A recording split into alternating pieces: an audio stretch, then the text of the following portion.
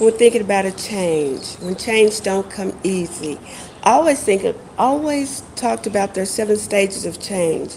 The one is where you're not even thinking about a change. Change is not even an option. But then when you begin to contemplate and start thinking about and weighing it out, what should I do or how should I do it? Then that's when that becomes a problem because in life we attempt these changes, we go through life, we make these changes, or we try to make the change, and then we something happened, and we always go back to what's familiar. So how do we stop going back when we're trying to make a change? One change is trying to get over someone. Another change is just trying to stop drinking or stop smoking or using drugs. You go to rehab, you delete the person's phone number, but then there's a chemical in your brain that reacts to say, you know what, aren't you missing something? It seems like addiction. We always look at addictions as when it's drugs or alcohol. But what about when you're in love? What about when you're used to texting? What about when you're used to talking on the phone? Those are addiction as well. So how do you handle those addictions?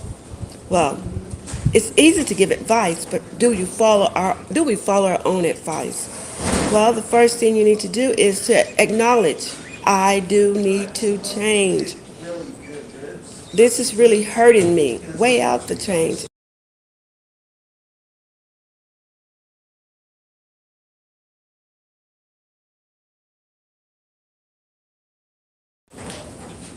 Is it hurting you or do you